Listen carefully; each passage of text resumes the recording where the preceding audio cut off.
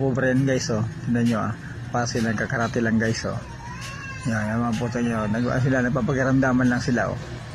Oh. Yan, parang walang nangyayari, oh. Titingnan natin kung sino mga mananalo sa dalawang ito.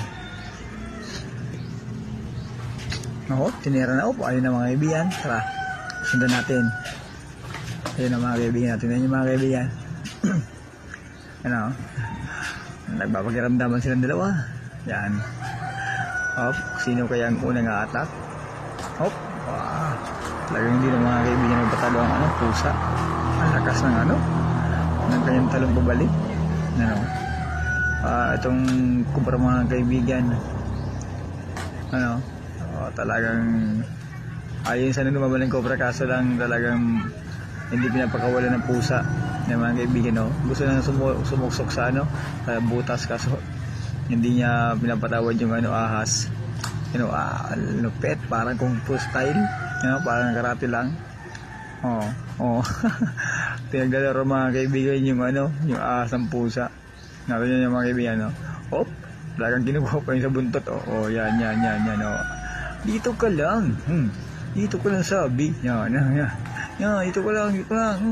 Saan ka pupunta?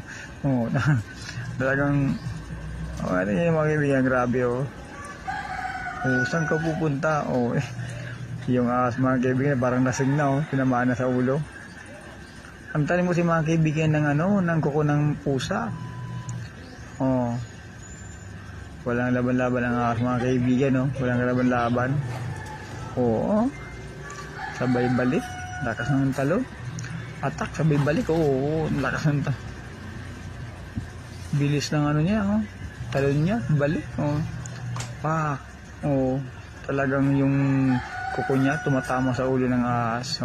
Ayun ang ahas, kaso yung yung pusa dito pinapakawalan. Talagang hindi talaga pinapakawalan. Lasing na yung pusa. Nahihilo na yung pusa. Hindi na alam kung saan. Ano pala, yung ahas pala. Yung ahas pala, mga kaibigan, yung ahas. Tumisisik na yung ahas sa butas, kaso talagang yung pusa, hinihila pabalik. Saan ka pupunta? Kinagat niya pa. Saan ka pupunta, Aska? Dito ka lang, maglalaro pa tayo, sabi ng ahas. Tira pa. Round 1 yan. Kaya mga kaibigan, malaban na po. Hindi na po